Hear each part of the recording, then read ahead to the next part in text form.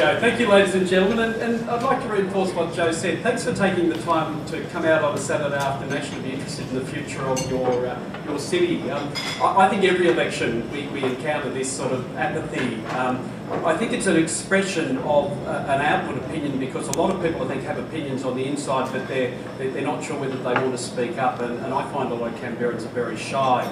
As to making decisions, I think the last federal election, on the morning of the federal election, 15% of Australians hadn't made their mind up.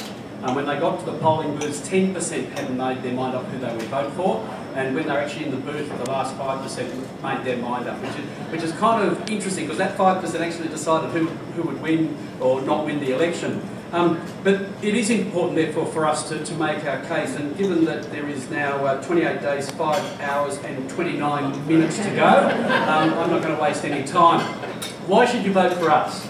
Well, I think you've got to do two things. You've got to do a stock take. You've got to do analysis. What have we had for the last 11 years? And if they get another term, what will they give us after 15 years of being in government? And I would just simply say to you, Victoria, New South Wales and Queensland. Or have we got a plan? Have we done the work? Have we put together a set of policies that convince you that we're capable of governing? And I think part of the disconnect, not just around Australia but around the world, is that there is this often this overreach of politicians who promise the world and deliver nothing. And I think if you look at our set of policies, and hopefully you've all seen our plan for better local services and lower rates and charges, what you see is a return to the basics of government, the provision of services that we can afford, because it's not the government that affords it, it's you that afford it. You pay for those services. And so the question is, do you get value for money out of your government currently? And after the election, will the government that you elect give you value for money?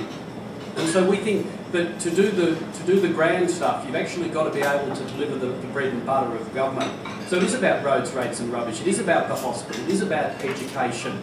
It is about where you live and how you live, and what we do for you, not what government does for itself. And I think what we've seen in the last 11 years is a litany of waste, of projects that have run over budget, have not delivered on scope, and have been late. And the classic, of course, is Gungahlin Drive. We've now got the dam, the prison, the Women and Children's Hospital. None have been delivered on time, none have been delivered on budget, and none have been delivered on scope. And I think, you know, the irony in August of opening the Women and Children's Hospital to then announce in September that you actually have to expand it because there's not enough room just goes to the heart of the current government.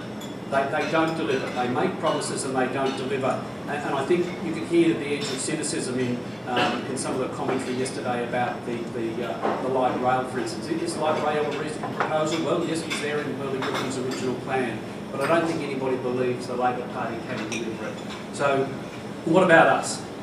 Well, we want to see a return to the basics, because if you get the basics right, then you can do the other things. If you can balance the books instead of running a series of deficits.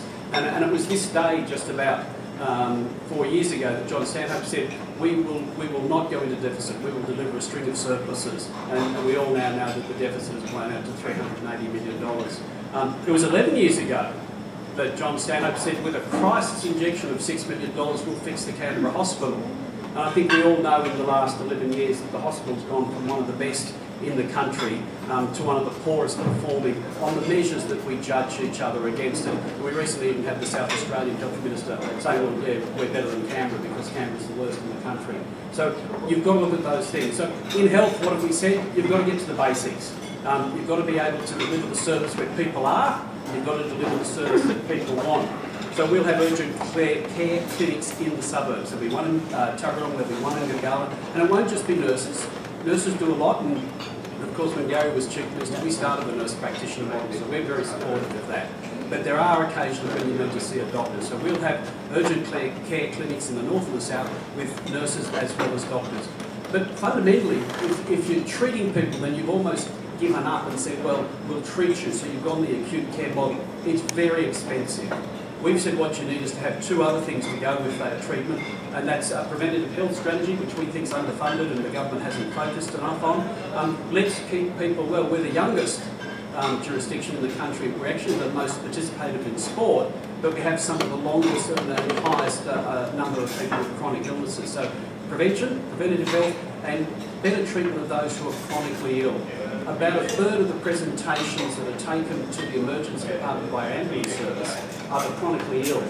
They shouldn't have to go there. We know who they are, we know what their illness is. Let's put some money into taking care of them. So this is about looking after people where they are, where they live, so that they don't have to use the more expensive services. If they have to, we'll make sure it's there.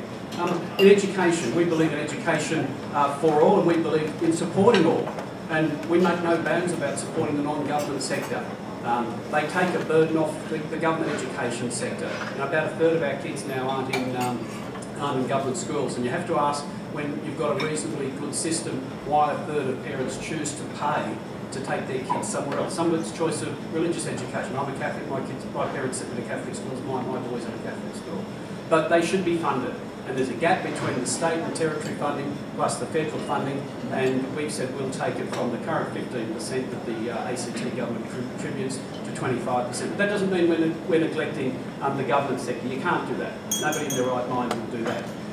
So what we've said is we'll make sure that we'll have a program to improve the facilities, we'll make sure we'll have funding to improve the quality of teachers, and we'll make sure that we will look after the kids with trouble by making sure that there are counselling for those kids. So it's disruptive for those children, they don't learn, but it disrupts the teachers and the rest of the school.